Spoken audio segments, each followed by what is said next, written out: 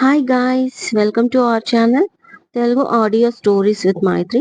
నా ఛానల్ని ఎవరైనా ఫస్ట్ టైం చూస్తున్నట్టయితే తప్పకుండా లైక్ చేయండి, షేర్ చేయండి అండ్ సబ్స్క్రైబ్ చేసుకోండి ఫ్రెండ్స్. ఎన్నాళ్ళైనా నీకై వేచుంటా. ఎపిసోడ్ 51. ఇక లేట్ చేయకుండా స్టోరీలోకి వెళ్ళిపోదామా? ముందు జాన్ ఇక్కడికి రాని, ఆ తర్వాత ఈ విషయం మాట్లాడుకుందాం అన్నాడు రఘురాం. అంటే మీరు కూడా మా పెళ్లిని యాక్సెప్ట్ చెయ్యట్లేదా అని అడుగుతుంది లైలా రఘురాంని ఏడుస్తూ. అది పెళ్లి కానప్పుడు యాక్సెప్ట్ ఎందుకు చేస్తారు? చావు బతుకుల్లో ఉన్న వ్యక్తికి బ్లడ్ ఇవ్వడం ఎలాంటి హెల్పో, నీ చేతికి రింగు తొడగడం నా దృష్టిలో అలాంటి హెల్పే. అంతకు మించి ఏమీ కాదు. అనవసర విషయాలు ఊహించుకొని వేరే వాళ్ళ లైఫ్ ని ట్రబుల్ చెయ్యకు. టికెట్లు బుక్ చేస్తాను, కామ్గా జర్మనీ వెళ్ళిపో అంటాడు అగస్త్య. నేను వెళ్ళిపోవడానికి రాలేదు, మీతో కలిసి బ్రతకడానికి వచ్చాను. మీకు అర్థం కావడం లేదా? ఎందుకిలా బాధ పెడుతున్నారు నన్ను అంటూ ఏడుస్తుంది లైలా. నువ్వే అర్థం చేసుకోవడానికి ట్రై చేయి లైలా. నిన్ను ఎప్పుడు నేను అలా చూడలేదు. నా ఫ్రెండ్ చెల్లెలకి ఇచ్చే రెస్పెక్టే ఇచ్చాను. నీ బ్రెయిన్ కున్న డిసీజ్ వల్ల వాడు చాలా సఫర్ అవుతుంటే ఎంతో మంది డాక్టర్స్ కి నేనే కన్సల్ట్ చేశాను. ఇప్పుడు నీకు ట్రీట్మెంట్ చేసిన డాక్టర్ కూడా నా ఫ్రెండే. అంతకు మించి నీ పైన నాకు ఎలాంటి ఫీలింగ్ లేదు, రాదు. నువ్వు అనవసరంగా ఇక్కడికి వచ్చావు, వెళ్ళిపో ఇక్కడి నుంచి అంటాడు కోపంగా అగస్త్య. అలా ఎలా వెళ్ళిపోతాను? మీరెందుకు యాక్సెప్ట్ చెయ్యరు? మీరు యాక్సెప్ట్ చెయ్యకపోతే నేను చూస్తూ ఊరుకోను. నా దగ్గర సాక్ష్యం ఉంది, ఈ సర్టిఫికెట్, ఆ వీడియో అంటూ అరుస్తుంది లైలా. ఆ సర్టిఫికెట్, ఆ వీడియో నన్ను ఏమీ చేయలేవు, మైండ్ ఇట్ అని చాలా సీరియస్ గా అంటాడు అగస్త్య. అయితే నేను కూడా మీ పైన కేసు పెడతాను, ఆఖరి అస్తంగా అంటుంది లైలా. నీకు చాతనైంది నువ్వు చేసుకో, ఆ తర్వాత ఈ అగస్త్య ఏంటో నీకు చూపిస్తాను అని సవాల్ విసిరి పైకి వెళ్ళిపోయాడు అగస్త్య. ప్లీజ్ అంకుల్, నా బాధను మీరైనా అర్థం చేసుకోండి అంటూ ఏడుస్తుంది లైలా. చూడమ్మాయి, నీ బాధ అర్థం చేసుకునే ముందు మేము మా అబ్బాయిని కూడా అర్థం చేసుకోవాలి. కొన్నిసార్లు మా వాడు చాలా ఖచ్చితంగా ఉంటాడు. వాడి కంటికి నచ్చని షర్ట్నే వేసుకోడు. అలాంటిది నీతో కలిసి కాపురం చేస్తాడు అనుకుంటే జీవితాంతం నువ్వు అలాగే ఉంటావు. వాడిని 9 నెలలు కడుపులో మోసి కన్న తల్లిని చెప్తున్నాను. వాడు పెద్ద మొండిగటం. వాడితో గెలవడం అసాధ్యం. ఆ తర్వాత నీ ఇష్టం అంటుంది విజయ. పర్వాలేదు, నా భార్య బ్రెయిన్ బాగానే పనిచేస్తుంది ఈ రోజు అని మనసులో అనుకుంటూ, చూడమ్మాయి, ఇప్పటికే చాలా రాత్రి అయింది. రేపు మార్నింగ్ మీ అన్నయ్య వచ్చేస్తాడు. ఆ తర్వాత మిగతా విషయాలు మాట్లాడుకుందాం. ఇప్పుడు నువ్వు వెళ్ళి రెస్ట్ తీసుకో అని పని వాళ్ళను పిలిచి అవుట్ హౌస్ కి పంపిస్తాడు లైలాని రఘురాం. గదిలోకి వెళ్లిన అగస్త్యకి ప్రాప్తి పడుకొని కనిపిస్తుంది. కనీసం శారీ కూడా చేంజ్ చేసుకోలేదు. తను మెలకువగానే ఉంది, కానీ మాట్లాడడం ఇష్టం లేనట్టుంది అనుకుంటూ వెళ్లి చేంజ్ చేసుకొని సోఫాపై పడతాడు అగస్త్య. కాసేపటికి మెయిడ్ వచ్చి డిన్నర్ రెడీ అయ్యింది అని అంటుంది. ఓకే, మాకు అవసరమైతే పిలుస్తాం అంటాడు అగస్త్య. దాంతో మెయిడ్ వెళ్ళిపోతుంది. చూస్తుండగానే 1/2 అవర్ గడిచిపోతుంది. ప్రాప్తి అసలు లేవలేదు. పాపని హక్ చేసుకొని పడుకుంది. ప్రాప్తి పక్కనే వెళ్లి పడుకున్నాడు. తను మాట్లాడాలని ఉంది అగస్త్యకి. ఇదంతా ఆ ఎదవ జాన్ వల్ల వచ్చింది. తన చెల్లెలు ఆరోగ్యం, నానమ్మ తన చివరి కోరిక అంటూ సెంటిమెంట్ చూపించి నా లైఫ్ ని ఇరకాటంలో పడేశాడు. అప్పుడంటే పెద్దగా బాధ్యత లేదు, ఏదో ఆలోచించకుండా ఫ్రెండ్ కోసం చేశాను.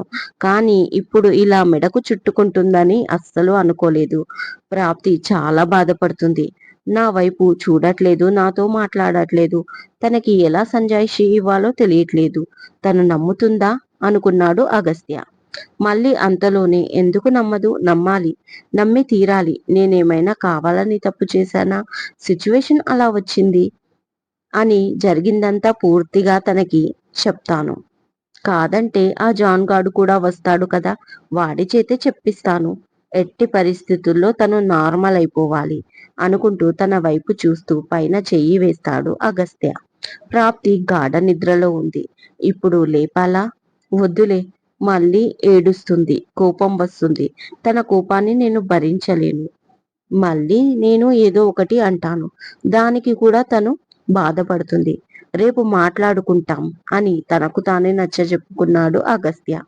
ఆ తర్వాత ఎప్పటిలానే వెళ్లి సోఫాలో పడుకుంటాడు ప్రాప్తి వంక చూస్తూ. ముందు కోపం వస్తుంది. నో, ఎంతైనా నేనంటే ప్రేమ కదా. నీకు కోపం రావడమే కరెక్ట్. కానీ ఆ తర్వాత మళ్ళీ నువ్వే అర్థం చేసుకోవాలి ప్రాప్తి. తప్పదు. ఎందుకంటే నేను నీవాణ్ణి. నా ప్రేమ కేవలం నీది మాత్రమే. కాబట్టి నువ్వు నన్ను అనుమానిస్తే భరించలేను. నేను ఎలాంటి తప్పు చెయ్యలేదు. ఆ నమ్మకం నీకుండాలి నా పైన అనుకుంటూ ఛ, కాస్త లైఫ్లో హ్యాపీనెస్ రాగానే ఇలా తుఫాన్లా వచ్చిందేంటి ఈ లైలా. లైలా హెల్త్ పరిస్థితి బాలేనప్పుడు చాలా బాధగా అనిపించింది. కానీ ఇప్పుడు ఆమె మాట్లాడుతున్న మాటలు చూస్తుంటే అసహ్యం కలుగుతుంది. అయినా మనుషులు అలా ఎలా మారిపోతారు అని తనలో తానే ప్రశ్నించుకున్నాడు. నా ప్రాప్తి చాలా సెన్సిటివ్. నేను తనని చీట్ చేశాను అనుకుంటుందా? 7 ఏళ్ల గ్యాప్లో నేను ఎవరితో తిరిగిను అని నమ్మింది. లైలా పెళ్లి చేసుకున్నానని కూడా చెప్తుంది. తనని ఎలా ఫేస్ చేయాలి నేను అని పరిపరి విధాల ఆలోచిస్తూ ఎప్పటికో నిద్రపోయాడు అగస్త్య. ఎర్లీ మార్నింగ్ లేచిన తనకి ప్రాప్తి కనపడదు. పాప రూమ్లో ఉందేమో అనుకుంటూ వెళ్ళి రెడీ అవ్వి బయటికి వెళ్తాడు. ఇక ప్రాప్తి పాపను రెడీ చేసి కిచెన్ లోకి వెళ్తుంది. అగస్త్య ప్రాప్తి రూమ్ లోకి వచ్చేసరికి సనా రెడీగా ఉంటుంది. పాపని ఎత్తుకొని ప్రిన్సెస్ రెడీ అయ్యావా, స్కూల్ కి వెళ్దామా అని అడుగుతాడు అగస్త్య. వెళ్దాం, ఐఎమ్ వెరీ ఎగ్జైటింగ్ పాపా అంటుంది సనా క్యూట్ గా. తనని నవ్వుతూ ముద్దు పెట్టుకొని మామీ ఏది అని అడుగుతాడు. కిచెన్ లో ఉంది అంటుంది క్యూట్ గా. కొత్త యూనిఫామ్ లో భలే ముద్దొస్తుంది. పాపని తీసుకొని కిందికి వస్తాడు అగస్త్య. వాళ్లకు టిఫిన్ రెడీ చేస్తుంది ప్రాప్తి.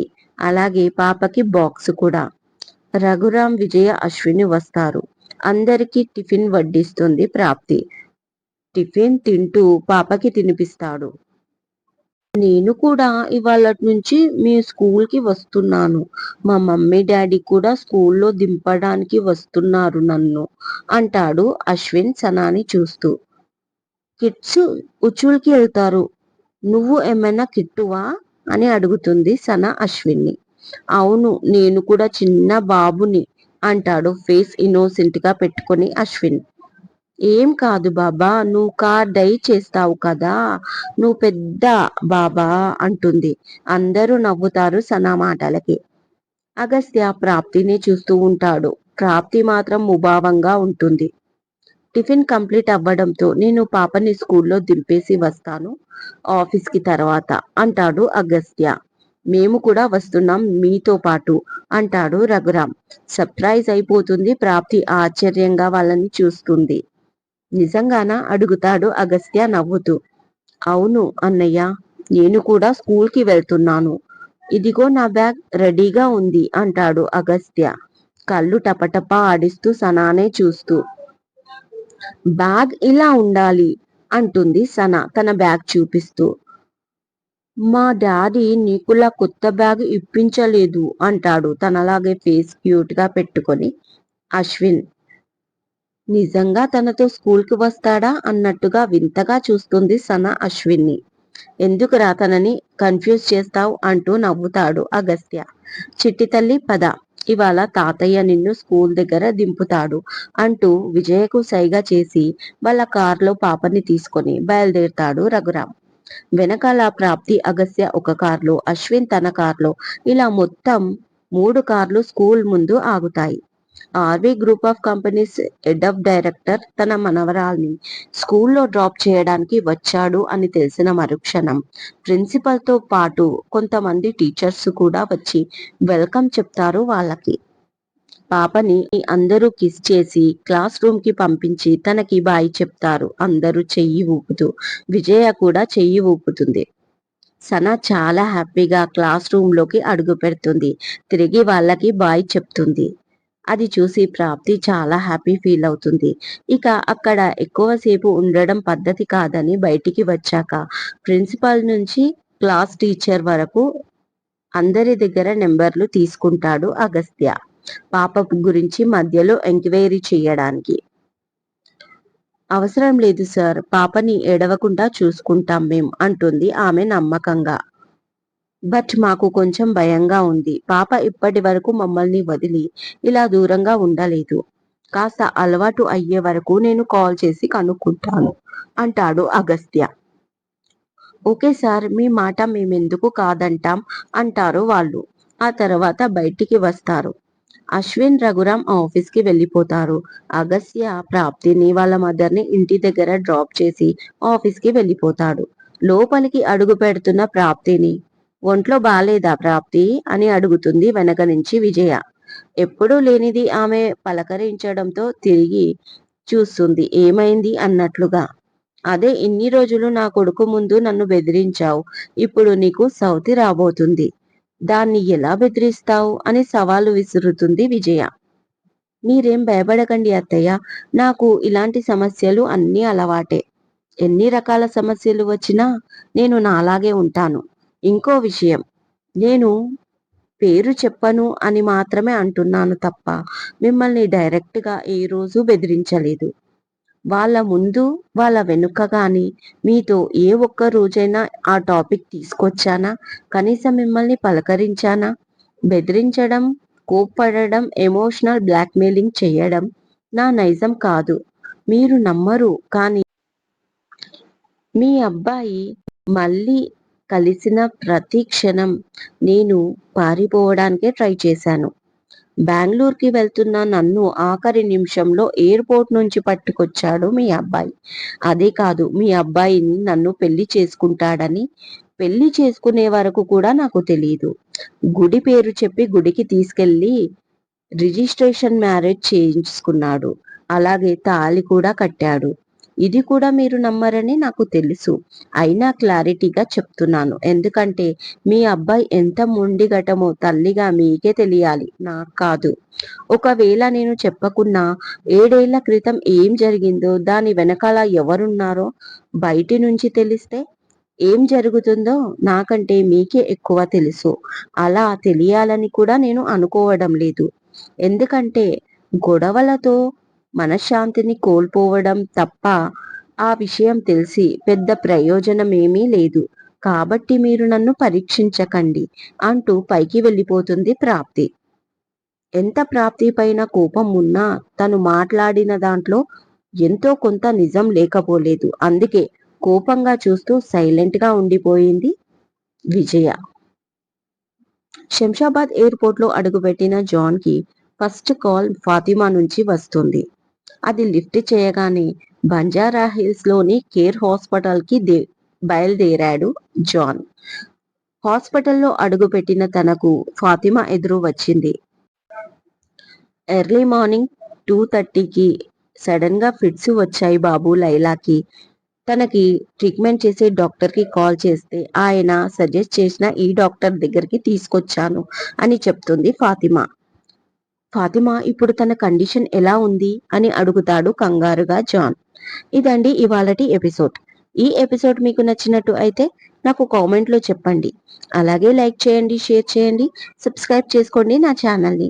మరొక మంచి ఎపిసోడ్ తో మీ ముందు ఉంటాను. మైత్రి.